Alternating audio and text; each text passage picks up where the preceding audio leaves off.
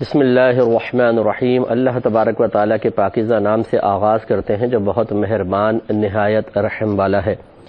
درس بخاری کا سلسلہ جاری و ساری ہے اور ہم حدیث نمبر 676 پر پہنچے تھے، جس کا باب قائم کیا تھا باب من کان فی حاجتی اہلہ فاقیمت الصلاۃ فخرج، یعنی جو شخص گھر کے کام کاج میں یا اپنے گھر والوں کے کام کاج میں مشغول ہو، پھر نماز کی اقامت کہی جائے تو وہ گھر سے نکل جائے۔ سیدہ عائشہ صدیقہ رضی اللہ تعالی عنہا اس حدیث کے راویہ ہیں۔ آپ سے سوال کیا گیا کہ نبی کریم صلی اللہ علیہ وسلم گھر میں کیا کرتے تھے، تو آپ نے ارشاد فرمایا کہ آپ گھر کے کام کاج اور گھر والوں کی خدمت میں مشغول رہتے تھے، پھر جب نماز کا وقت آتا تو نماز کی طرف چلے جاتے تھے۔ تو یہ اس حدیث میں تھوڑا سا کلام پچھلے پروگرام میں کر چکا ہوں، ایک دفعہ پھر اعادہ کر لیتے ہیں، کچھ نئے دیکھنے والے بھی ہمیں جوائن کرتے ہیں کہ اس حدیث پاک سے معلوم ہوا کہ انسان کتنا ہی بلند مرتبہ ہو جائے، اسے عاجزی اختیار ضرور کرنی چاہیے کہ ہمارے نبی کریم صلی اللہ علیہ وسلم کا یہی طریقہ کار تھا۔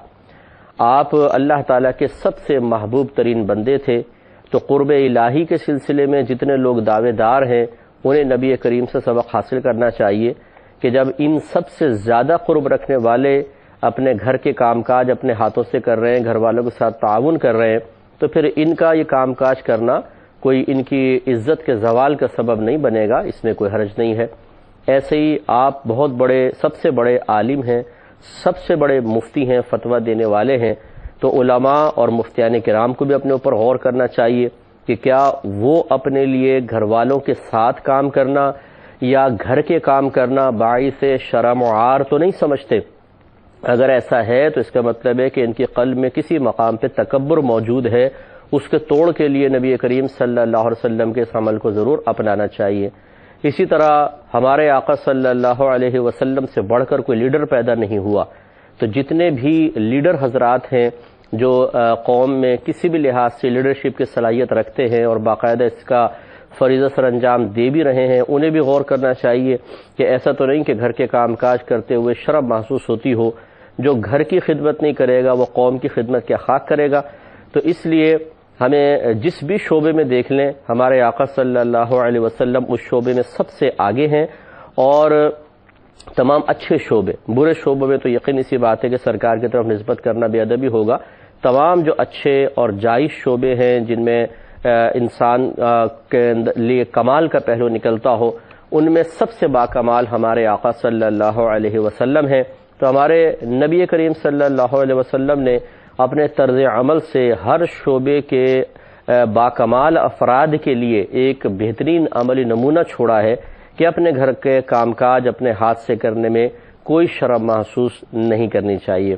بعض لوگ ایسے ہوتے ہیں کہ جو اٹھ کر پانی تک نہیں پینا چاہتے، انہیں اس میں بھی گلٹی فیل ہوتا ہے کہ یار میں اٹھ کے پانی پیوں، بیوی موجود ہے، بچے موجود ہے، ان سے کیوں نہیں منگواؤں۔ اسی طرح گھر کا سودا سلف لاتے ہوئے بعض نوجوان شاید ہمیں سن رہے ہوں، وہ بہت ہی اپنی بے عزتی محسوس کرتے ہیں کہ جی میں روڈ تک جاؤں اور گھی کا ڈبہ اٹھا کے لے کر آؤں، سارے محلے کے لڑکے مجھے دیکھ رہے ہوں گے۔ ارے بھائی تو اس میں کون سی پرابلم ہو گئی؟ اگر دیکھ بھی رہے ہیں اور کچھ احمقانہ طرز عمل اختیار کر کے آپ کا مذاق بھی اڑانے لگ جائیں، ویسے تو اس پہ کون مذاق اڑائے گا، سب گھر کے کام کرتے ہی ہیں، یہ اپنا ایک نفسیاتی کمزوری ہوتی ہے، لیکن بالفرض اگر بے تکلف دوست کچھ ایسا کرے بھی تو آپ اپنے دل میں یہ کیوں نہیں خیال لے کر آتے کہ یہ ہمارے نبی کریم صلی اللہ علیہ وسلم کی سنت ہے، یہ نادانی میں اس سنت کا مذاق اڑا رہے، اللہ تعالیٰ ان پر رحم نازل فرمائے۔ ایک تو یہ عمل کرنا اتباع سنت کی نیت سے میرے لیے نیکی ہے، اور پھر ان کی باتوں پر صبر کرنا مزید نیکی ہے، تو میرا تو نام اعمال نیکیوں سے بھر رہا ہے جس کے بدلے میں اللہ تعالیٰ جنت عطا فرمائے گا، تو میں کیوں ان کی باتیں سن کر ایک سنت کو ترک کروں۔ تو اس طرح اپنا ذہن بنائیں۔ اسی طرح ہماری وہ بہنیں بھی سبق حاصل کریں کہ جو گھر میں رہنے کے باوجود گھر کے کام کاج کرنا اپنے لیے باعث شرم و عار سمجھتی ہیں، جیسے بعض ایسے ہوتے ہیں گھر والے کہ جو ذرا اللہ نے ان کو دنیاوی لحاظ سے منصب عطا فرما دیا ہے یا پیسہ ان کے پاس زیادہ ہے، تو وہ پھر یہ اس میں اپنے لیے شرم و عار محسوس کرتی ہیں کہ ہم جھاڑو دیں، ہم ڈسٹنگ کریں، یہ تو ماسی کا کام ہے، نوکروں کا کام ہے، میں اپنے ہاتھ سے کروں؟ تو انہیں چاہیے کہ بی بی فاطمہ رضی اللہ تعالی عنہا کی حیات طیبہ کو ذرا پڑھیں اور اپنے قلبی تکبر کو دور کر کے اپنے سروں کو شرم کے ساتھ جھکائیں کہ شہزادی کونین جو جنتی عورتوں کی سردار ہے وہ تو اپنے ہاتھ سے سارا کام کرتی تھیں۔ خود حضرت علی کرم اللہ وجہہ الکریم ارشاد فرماتے ہیں کہ فاطمہ کے ہاتھ میں چکی پیسنے کی وجہ سے، تسلسل سے چکی پیسنے کی وجہ سے گڑھے پڑ گئے تھے، اور چونکہ وہ پانی بھر کے لاتی تھیں تو آپ کے یہاں نشانات پڑ گئے تھے۔ تو ایک دفعہ روایت میں آتا ہے کہ کچھ غلام تھے مال غنیمت کے جو رحمت کونین صلی اللہ علیہ وسلم کے پاس آئے، حضرت علی رضی اللہ تعالیٰ عنہ کو پتہ چلا تو آپ نے بی بی فاطمہ رضی اللہ تعالیٰ عنہا سے کہا کہ آپ ایسا کریں کہ بابا جان کے پاس جائیں اور ان سے غلام مانگ لیں تاکہ آپ کے لیے کام تھوڑا سا آسان ہو جائے گا۔ تو وہ تشریف لے گئیں، لیکن نبی کریم صلی اللہ علیہ وسلم وہاں نہ ملے تو آپ واپس آ گئی۔ جب رحمت کونین صلی اللہ علیہ وسلم کو پتہ چلا کہ فاطمہ آئی تھیں تو سرکار صلی اللہ علیہ وسلم ان کے گھر تشریف لائے اور آ کے پوچھا کہ بیٹا کیسے آئی تھیں؟ تو پھر وہ تو خاموش رہیں۔ حضرت علی رضی اللہ تعالی عنہ نے پوری ایک تصویر کشی، پوری منظر کشی کی کہ رسول اللہ چکی پیستے پیستے فاطمہ کے ہاتھ میں گڑھے سے پڑ گئے ہیں اور پانی بھر کے لاتی ہیں تو مشکیزے کی جو پٹی ہے اس کی وجہ سے نشانات پڑ گئے ہیں، دیگر گھر کا کام بھی کرتی ہے، تو میں نے چاہا کہ ان کو تھوڑا سا آرام ملے تو ایک غلام کے لیے میں نے ان کو بھیجا تھا۔ تو رحمت کونین صلی اللہ علیہ وسلم جو یقیناً ایک باپ ہونے کی حیثیت سے اپنی بیٹی سے ہر باپ محبت کرتا ہے، اور ہمارے آقا صلی اللہ علیہ وسلم کو تو اللہ تعالیٰ نے رحمت للعالمین بنایا تھا، جو تمام عالمین کے لیے رحمت ہو۔ رحمت کا مطلب کیا ہے؟ رقت قلبی، یعنی دل کی نرمی کو رحمت کہتے ہیں۔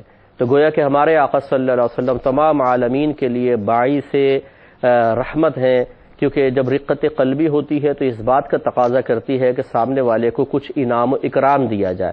جیسے ایک فقیر ہم سے مانگتا ہے، ہر فقیر کو ہم نہیں دیتے، لیکن بعض وقت رحم آ جاتا ہے کسی پر، یعنی دل میں نرمی پیدا ہوتی ہے تو پھر ہم جیب سے کچھ نکال کر اس کو دے دیا کرتے ہیں۔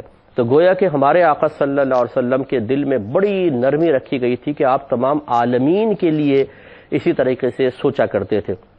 تو جس میں اس طرح رحمت کا مادہ بہت زیادہ رکھ دیا گیا ہو، رقت قلبی زیادہ ہو، اس کی فیلنگز بھی بہت اسٹرانگ ہوتی ہیں، وہ حساس ہوتا ہے، وہ بہت جلد چیزوں کو محسوس کرتا ہے۔ یہی وجہ ہے کہ مردوں کے مقابلے میں عورتوں میں رقت قلبی زیادہ ہوتی ہے، اس لیے ان کی فیلنگ اسٹرانگ ہوتی ہیں، یہ فیلنگز اسٹرانگ ہوتی ہیں کہ یہ غم کو زیادہ محسوس کرتی ہیں، خوشی کو زیادہ محسوس کرتی ہیں، دل آزاری زیادہ ان کی ہوتی ہے، چھوٹی چھوٹی باتوں کو زیادہ یہ محسوس کر لیتی ہیں۔ تو یہ میں اس لیے آپ کو عرض کر رہا ہوں کہ اب اس پہ غور کریں کہ ہمارے آقا صلی اللہ علیہ وسلم جب اپنی بیٹی کے بارے میں یہ سنا ہوگا تو کیا آپ کے قلب میں یہ خیال نہیں پیدا، اپنی بیٹی کے بارے میں یہ سنا ہوگا تو کیا آپ کے قلب میں یہ خیال نہیں پیدا ہوا ہوگا، اور کیا محبت نے جوش نہیں مارا ہوگا کہ میں چاہوں تو اپنی بیٹی کو غلام دے دوں؟ ہمارے آقا صلی اللہ علیہ وسلم کے حصے میں جو غلام آئے تھے وہ آپ دے سکتے تھے، لیکن آپ نے کیا فرمایا کہ اے فاطمہ کیا میں تمہیں غلام سے بہتر چیز عطا نہ کر دوں؟ عرض کی یا رسول اللہ صلی اللہ علیہ وسلم ضرور۔ تو آپ نے ارشاد فرمایا کہ ہر نماز کے بعد 33 مرتبہ سبحان اللہ، 33 مرتبہ الحمدللہ اور 34 مرتبہ اللہ اکبر پڑھ لیا کرو، یعنی اس کو تسبیح فاطمہ کہتے ہیں۔ تو سیدہ فاطمہ رضی اللہ تعالی عنہ نے معاذ اللہ جواب میں یہ نہیں کہا رسول اللہ میں غلام مانگ رہی تھی، آپ نے مجھے تسبیحات دے دی، لیکن نہیں، بلکہ جواب میں یہ کہا کہ میں اللہ تعالیٰ اس کے رسول سے راضی ہوں۔ کتنی پیاری بات ہے، آپ اندازہ کریں کہ اپنی بیٹی کو ایک رول ماڈل بنایا قیامت تک کی عورتوں کے لیے، کہ جب شہزادی کونین اپنے ہاتھ سے کام کر رہی ہیں اور جب انہوں نے غلام کی حضرت علی رضی اللہ تعالیٰ عنہ کے کہنے کی وجہ سے، یہ نہیں کہ خود گئی تھیں، وہ تو راضی تھی کہ میں کام کروں گھر کا، جب حضرت علی رضی اللہ تعالیٰ عنہ کے کہنے کی وجہ سے وہ تشریف لے گئیں اور پھر سرکار نے سمجھایا تو بیٹی فوراً اس پر راضی ہو گئی۔ آج کل کی بچیاں جو ہیں وہ ایک تو کام کرتی نہیں ہیں، نہ ان کو کھانا پکانا آتا ہے، نہ کپڑا سینا آتا ہے، ہر چیز ریڈی میڈ مل جاتی ہے، اور ہوٹل کا راستہ پہلے انہوں نے دیکھا ہوتا ہے، اور پہلے سے فل ٹریننگ ہوتی ہے کہ شادی کے بعد شوہر کو روٹی کے لیے فلاں ہوٹل کا راستہ دکھانا ہے اور سالن کے لیے فلاں جگہ کا، میرا موڈ نہیں ہو رہا آج باہر سے آئے گا کھانا، وہ شوہر بیچارہ تھکا ہارا آ کے پہلے وہ روٹیاں لے کر آئے، کھانا لے کر آئے، شہزادی صاحبہ لیٹی ہوئی بستر کے اوپر کیا دیکھ رہی ہیں جی؟ پڑوسی ملک کے ڈرامے دیکھ رہی ہیں بیٹھی ہوئے۔ تو صورتحال یہ ہے کہ بچیوں کو بے سلیقہ بنایا ہوا ہے عورتوں نے، اور ان کو پہلے آرام کا عادی بنایا ہوا ہے، اسی لیے تو کھا کھا کے بعض معذرت کے ساتھ محنت کرتی نہیں ہیں تو بیماریوں کا مجموعہ بن گئی ہیں اور جسم بھاری ہو چکے ہیں. ایک بچے کی پیدائش ہوئی نہیں کہ بس پھر تو ماشاءاللہ شیر کی طرح ہو جاتی ہیں. تو اتنا یعنی لہیم شہیم. وجہ اس کی کیا ہے؟ ایکٹیو کیوں نہیں رہتی؟ بیماریوں کا مجموعہ کیوں ہے؟ کام نہیں کرتی اپنے ہاتھ سے. اور جہاں جوائنٹ فیملی ہوتی ہے خاص طور پہ وہاں پہ تو ضد میں کام نہیں کرتی ہیں کہ فلاں نے نہیں کیا تو میں کیوں کروں، فلاں نے نہیں کیا تو میں کیوں کروں. ایک دوسرے پہ کام ڈالیں گی اور اپنی جان چرائیں گی. حالانکہ یاد رکھیں کہ جو زیادہ عورت کام کرتی ہے وہ اتنی ہی ایکٹیو رہتی ہے. خصوصاً آپ ڈاکٹر سے مشورہ کر کے دیکھ لیجئے، حالت حمل میں عورت کو کام نہیں چھوڑنے چاہیے. یہ بہت زیادہ بھاری کام بھی نہ کریں، بھاری وزن نہ اٹھائیں، لیکن جو بہن کام کاج جاری رکھتی ہیں، بہت ایکٹیو رہتی ہیں اور بچہ بھی صحت مند رہتا ہے. آپ یہ کسی سے بھی معلوم کریں ڈاکٹر سے، وہ آپ کو بتائیں گی کہ واقعی یہ بالکل صحیح بات ہے اور ڈیلیوری میں بھی آسانی ہوتی ہے. اور جو بیٹھ کے کھانا پینا شروع کر دیتی ہیں تو پھر بڑی پیچیدگیاں پیدا ہوتی ہیں اور صحت تباہ ہو جاتی ہے. جن کاموں سے بچنے کے لیے جس آرام کی تلاش میں انہوں نے بستر کا کنارہ پکڑا تھا، پھر وہ بستر ایسا ان کو اپنی آغوش میں لے لیتا ہے کہ وہ نکلنا بھی چاہیں تو نہیں نکل سکتی، کیونکہ بیماری طویل ہو جاتی ہے. اور پھر دوسرے خوش و خرم جو کام کرنے والی ہوتی ہیں وہ ایکٹیو ہو کے گھوم رہی ہوتی ہیں، اچھے اچھے کپڑے پہن رہی ہوتی ہیں اور یہ حسرت کے ساتھ ان کو لیٹی ہوئی دیکھ رہی ہوتی ہیں. تو یہ زیادہ تر بچیوں کو اس حالت تک پہنچانے والی ان کی مائیں ہوتی ہیں کہ جو ان کی غلط تربیت کرتی ہیں کہ تم نے کام نہیں کرنا. دیکھو اگر تم نے شروع سے جا کے سارا کام سنبھال لیا تو تمہاری ساس اور نندے سارا کام بیٹا تیرے اوپر ڈال دیں گی. تو بھائی کام سے کوئی آدمی مر نہیں جاتا. اگر ڈال بھی دیں گی تو بچی اپنے شوہر سے کہہ سکتی ہے کہ مجھ سے طاقت سے زیادہ کام لیا جا رہا ہے. وہ ایک الگ بات ہے، وہ شوہر اس کو مطلب بیچ میں آ کے معاملہ طے کرے گا. اگر آپ جا کے کام کرتی ہی نہیں ہیں تب بھی تو شوہر کو کسی طریقے سے اپنے ساتھ سیٹ کیا ہوا ہے نا کہ بالکل کام نہیں کر رہی، تب بھی شوہر آپ کا دفاع کر رہا ہے. تو کام کر کے تو بدرجہ اولا دفاع کرنا شوہر کے لیے آسان ہو جائے گا. تو اس لیے کام سے روکا نہ جائے اور بچیوں کو کام سکھایا جائے. تو ایسی سی نکمی بچیاں ہوتی ہیں کہ جن کو چائے تک بنانی نہیں آتی ہے، کھانا تک بنانا نہیں آتا. وہ آنے کے بعد پھر جب سر پہ پڑتی ہے تو پھر ٹیڑھی میڑھی روٹیاں بنا رہی ہیں، کہیں پہ پانی زیادہ کر دیا، کہیں پانی کم ہے، کہیں پیڑا نہیں بن رہا ہے، ٹیڑھی میڑھی روٹیاں ہیں، کچی پکی سی روٹی پکا کے لا کے رکھ دی ہیں، کھانا پکانا نہیں آتا ہے، گھر والوں کی زندگی عذاب بنا دیتی ہیں. تو اس طریقے سے نہیں کرنا چاہیے. ہمارے آقا صلی اللہ علیہ وسلم تو مرد ہونے کے باوجود گھر کے کام کاج خود اپنے ہاتھ سے کر رہے ہیں، تو خواتین کو آخر کون سی مصیبت آ گئی کہ وہ کام نہیں کرتی ہیں؟ تو یہ بالکل غلط طریقہ اور رویہ ہے، ایسا نہیں ہونا چاہیے. بہرحال تو مرد حضرات کو چاہیے کہ وہ ضرور اپنے گھر والوں کے ساتھ کچھ نہ کچھ کسی نہ کسی دن تعاون کریں. اگر آپ کو کھانا بنانا آتا ہے تو آپ چھٹی کے دن میں چلیں یوں کر لیں کہ بھئی آج چلو میں ایک ڈش بناتا ہوں. تو مرد کو چاہیے ایک دن جو ہے یا 15 دن میں کم از کم ایک دن صفائی کا دن ہونا چاہیے جو شوہر کے ذمہ ہونا چاہیے کہ شوہر پورے گھر کی صفائی کرے گا. تو اس میں کوئی بے عزتی کی بات نہیں ہے. خود بلکہ اختیار کرنا چاہیے کہ چلو بھی آج میں صفائی کرتا ہوں، جھاڑو لگائیں، پوچھا لگائیں، ڈسٹنگ کریں، چیزوں کو اٹھا کے قرینے سے رکھیں، تاکہ اس کے کئی فائدے ہوتے ہیں. ایک فائدہ تو یہ ہوگا کہ نبی کریم صلی اللہ علیہ وسلم کی سنت کی ادائیگی کا موقع ملے گا. دوسرا، جو عورتیں کام کر رہی ہیں گھر میں، جو واقعی بہنیں محنت کرتی ہیں، ان کی تکلیف اور ان کی محنت کا اندازہ ہوگا. بعض اوقات شوہر کام کاج کر کے گھر جاتا ہے، بیوی کہتی ہے کہ بھئی یہ کر دو وہ کر دو. کہتا ہے کہ تمہیں کیا پتہ، گھر میں تم تو پڑی رہتی ہو، ہمیں دیکھو، ہم جو کام کر کے آ رہے ہیں نا، کتنی محنت سے پیسہ کمایا جاتا ہے. تو اس کو بھی پتہ نہیں ہے شوہر کو، میرے خیال میں، کہ اس کو تبھی ایسے جملے زبان سے نکلتے ہیں کہ 1 گھنٹہ چولہے کے سامنے کھڑے ہو کر کھانا بنانا بعض اوقات آپ کی ڈیوٹی سے ہلکا ہوتا ہے. آپ تو بڑے آرام سے، بعض اوقات ایسے ہماری جاب ہوتی ہے بعض صورتوں میں کہ آرام سے بیٹھنا ہوتا ہے، اے سی کے اندر بیٹھے ہوئے ہیں یا اور مطلب ہلکا پھلکا کام ہے. خواتین تو ہمہ وقت. آپ ایک دن بچے سنبھال کے دیکھ لیں. مرد حضرات کو، عورتوں کو چاہیے کہ ایک دن بچے حوالے کر کے نہ کہیں غائب ہو جائے میکے کے، اور پھر یہ سارا دن بچوں کو سنبھالیں، ان کی چیں پیں کائیں جب سنے گا نا یہ تو دماغ پھٹنے لگ جائے گا. اور پھر بچوں کی لڑائی جھگڑے نپٹاؤ، پھر ان کے کپڑے بدلو، پھر ان کو نہلاؤ، پھر ان کو دھلاؤ، پھر گھر کی صفائی کرو، پھر کھانا بناؤ، اور وقت کے اوپر سب کچھ تیار بھی کرنا ہے کیونکہ شوہر نامدار بڑے جی ناراض ہو جاتے ہیں. تو پھر اندازہ ہوگا کہ ہاں عورتیں کس قدر بیچاری ٹینشن کے اندر اور محنت کے ساتھ گھر کے کام کاج کرتی ہیں. مجھے امید ہے کہ بہنیں آج بڑی خوش ہو رہی ہوں گی کہ جی مفتی صاحب نے ہماری اچھی جو ہے وہ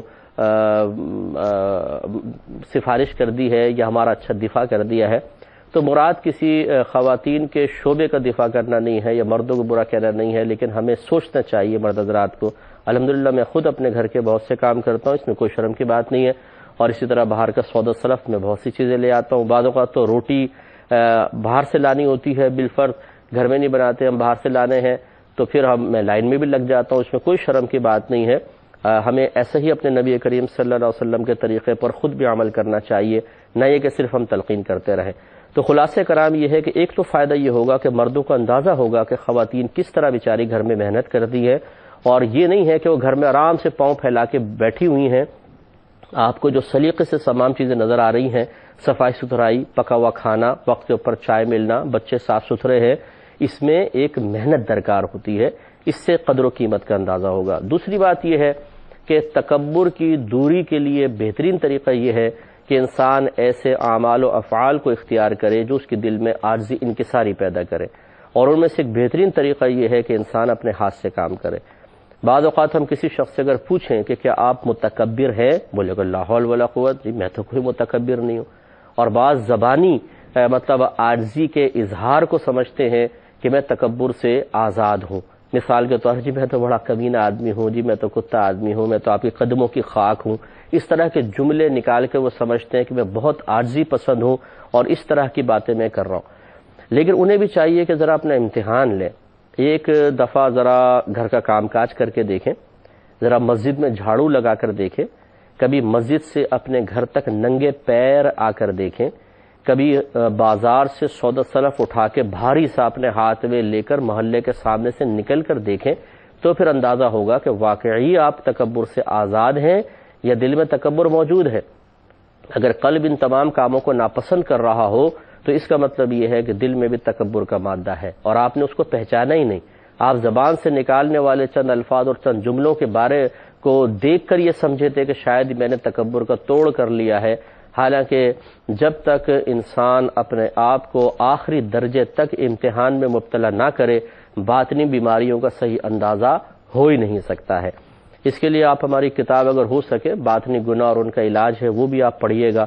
بہت بیسٹ کتاب ہے اس لحاظ سے کہ اس میں اس طرح اپنی باطنی کمزوریوں کو جانچنے کے طریقے درج کر دیے گئے.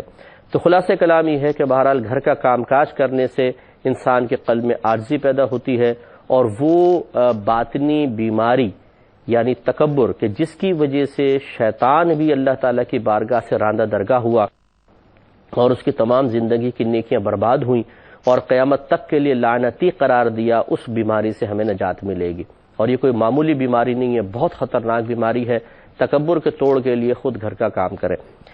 اس کے بعد دیکھیے کہ سیدہ عائشہ صدیقہ رضی اللہ تعالی عنہا نے جو فرمایا کہ آپ گھر کے کام کاج اور گھر والوں کی خدمت میں مشغول رہتے تھے، پھر جب نماز کا وقت آتا تو نماز کی طرف چلے جاتے. اس کا مطلب یہ ہے کہ وہی کام کاج کے کپڑے کہ جن کو پہن کر یعنی وہ جو کپڑے جن کو پہن کر آپ گھر کا کام کاج کر رہے تھے، انہی کپڑوں کے ساتھ آپ نماز کے لیے تشریف لے گئے.